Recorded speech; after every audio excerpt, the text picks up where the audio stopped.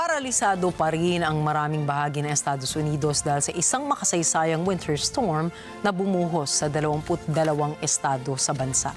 Nabalot ng yelo ang katimugang bahagi ng bansa hanggang sa hilagang silangang rehiyon nito. Libong residente na ang nawala ng supply ng kuryente at kanselado na rin ang flights sa buong bansa.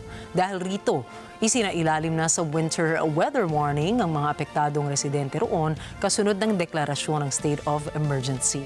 Sa gitna na nagyayelong paligid ng Estados Unidos o US Northeastern, narito pa rin si Rosel Feria para sa report.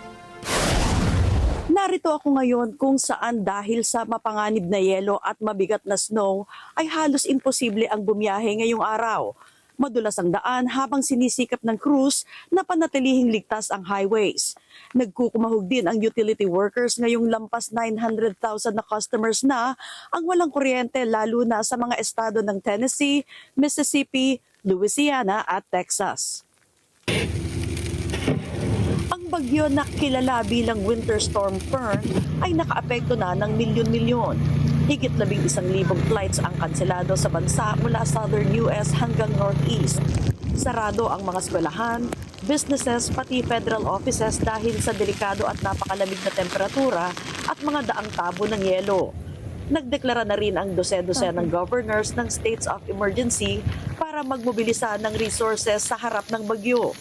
Kabilang ang Alabama, Arkansas, Delaware, Georgia, Kansas, Kentucky, Louisiana, Maryland, Mississippi, Missouri, New Jersey, New York, North Carolina, Ohio, Pennsylvania, South Carolina, Tennessee, Texas, Virginia, and West Virginia, pati dito sa Washington, D.C.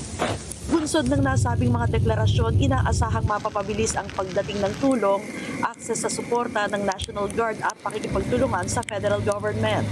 Sa mga komunidad, binuksan na ang emergency operation centers. Hinihimok ng mga opisyal ang mga residente na hanggat maaari ay manatili sa mga bahay at maghanda sa pagkawala ng kuryente. Gayun din ang kumustahin ang mga kapitbahay na may edad. Nagbukas na rin ang emergency shelters at warming centers sa ilang mga estado para sa mga walang gumaganang heaters at sa mga homeless. Nagbabala ang meteorologist na kahit tumigil ang pagbagsak ng snow at yelo, mananatili ang mababang mga temperatura at madulas na mga daan. Bagay na ikahahaba ng epekto ng bagyong ito. Mula rito sa Washington, D.C., Rosel Feria para sa Mata ng Agila International, trusted, connected, on point.